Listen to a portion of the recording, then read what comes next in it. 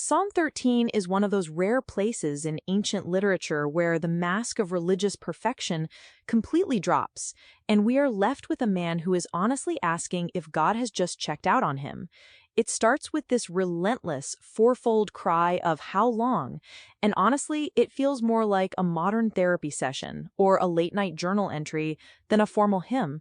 It captures that specific type of exhaustion where you aren't just suffering from a problem, you're suffering from the sheer duration of it. It's incredibly raw. When you look at those first two verses, David is basically hitting four different angles of abandonment. He asks if God has forgotten him, if God is actively hiding his face, how long he has to wrestle with his own internal thoughts, and how long his enemies are going to keep winning. According to scholars at the All People's Ministry, that "how long" refrain appears 14 times throughout the entire book of Psalms, but here it's so concentrated that it sets the tone for a total crisis of the soul. That first angle, "Will you forget me forever?" is such a jarring thing to say to a deity. It's essentially accusing God of negligence. In most religious contexts, that would be considered irreverent, but the Psalms make space for it. It suggests that David feels like he's been moved to the bottom of God's inbox, and he's not even sure if his ticket is still open. And the second part about God hiding his face adds a layer of intentionality to it. It's one thing to feel forgotten, like an oversight, but hiding implies that God is looking away on purpose. The technical term for this in many commentaries is divine hiddenness. It's that feeling where you're doing everything right, you're praying, you're seeking, but the heavens feel like brass. David is describing a spiritual blackout. What strikes me is how the focus then shifts inward. He says, "How long must I take counsel in my soul?" That is such a vivid description of anxiety. It's that internal loop where you're trying to figure it all out yourself because you don't feel like you're getting any outside help. You're just talking to yourself, and it's creating this sorrow in my heart all the day. It's a perfect psychological profile of depression and anxiety working in tandem. You have the external pressure, the enemies, and the internal pressure of your own spiraling thoughts. According to an analysis by Rooted Ministry, this psalm is particularly relevant today because anxiety and depression affect over 40 million adults in the US alone. People often feel a sense of shame for feeling this way, especially if they have a faith background, but David, who was a man after God's own heart, is the one writing these words. He doesn't skip the lament to get to the happy part, he sits in it. But he doesn't just stay there. There is a middle section, verses 3 and 4, where the lament turns into a very specific plea. He asks God to consider and answer me and to light up my eyes. It's almost like he's saying, I'm at the end of my rope, and if you don't do something now, I'm not going to make it. That phrase, "light up my eyes," is actually quite technical in Hebrew. As Peter Craigie points out in his commentary on the Psalms, a dim eye in the ancient world was a sign of failing health or deep grief, like in the book of Job. To have your eyes enlightened meant a restoration of physical vitality and spiritual clarity. David is literally praying for the strength to keep living because he feels like he's about to sleep the sleep of death. It's a desperate ultimatum. He even uses a bit of social pressure on God, saying, "Lest my enemy say, I have prevailed over him." He's telling God that his own reputation is on the line. If David goes down, the people who oppose God's ways are going to celebrate. It's a very bold way to pray, but it shows the level of intimacy David has with God. He can be that blunt. Then comes the most famous part of the psalm, the pivot.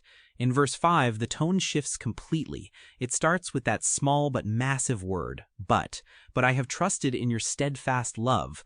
The Hebrew word there is chesed, and it's one of the most important concepts in the entire Old Testament. Chesed is usually translated as steadfast love or unfailing mercy, but it carries this weight of covenant loyalty. It isn't just a feeling, it's a commitment. It's the kind of love a parent has for a child or that two people promise in a marriage. It's a no matter what kind of loyalty. When David says he trusts in God's chesed, he isn't saying his circumstances have changed yet. He's saying he's anchoring himself to a fact that exists outside of his current crisis. That distinction is crucial. If you read the psalm carefully, nothing in the external world has actually improved between verse 4 and verse 5. The enemies are still there, the silence is still happening, but the shift happens in David's perspective. He moves from looking at his problems to looking at God's character. As a study from the Jerusalem Psalms Project notes, this movement from complaint to petition to trust is a roadmap for honest prayer. It's not about ignoring the pain, it's about framing the pain within the context of who God has already proven himself to be.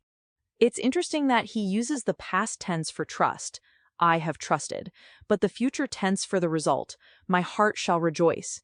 He's standing in the messy present, looking back at past faithfulness to gain the confidence to look forward to future salvation.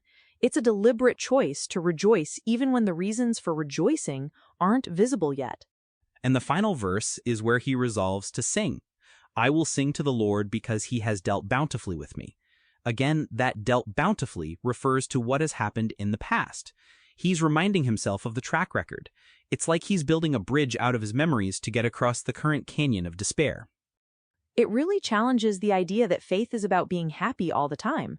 Psalm 13 suggests that faith is often about being very unhappy, but refusing to let go. It's the wrestling that defines the relationship. I think a lot of people today feel like they have to fix their emotions before they can talk to God, or that if they're struggling, it means their faith is failing. But this psalm shows that the struggle is actually the place where the deepest trust is forged. Exactly. It validates the how long question. If you're in a season where you feel like you're waiting for a medical result or a job offer or just for a cloud of sadness to lift, Psalm 13 gives you permission to be impatient.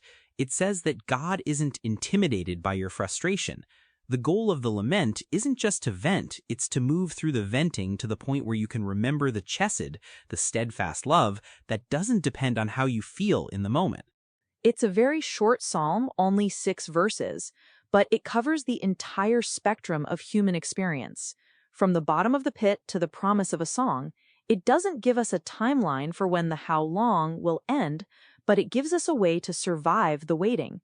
It's a reminder that even when God feels hidden, he's still the one we're talking to, and that connection is what ultimately holds everything together.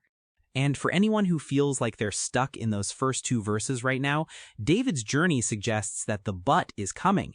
It's not a cheap fix, but a slow, gritty determination to trust in a love that has never actually walked away, even when it feels like it has.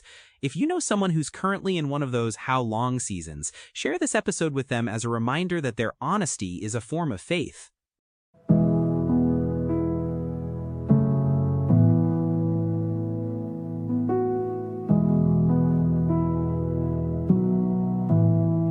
How long, oh Lord, will you forget? My heart is heavy, my eyes are wet. The shadow lingers, night won't flee. But in the darkness, I'll still believe. For in my sorrow, in my pain, your love remains ever the same. Though the night feels ever so long, I'll find my strength in your song.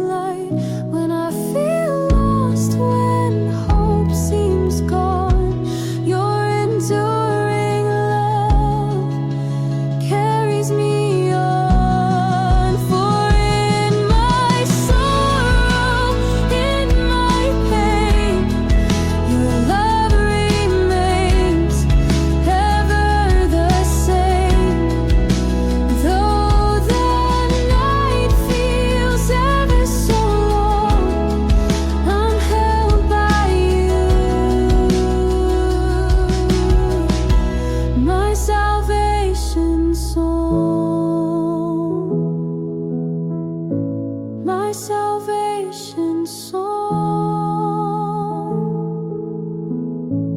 my salvation song.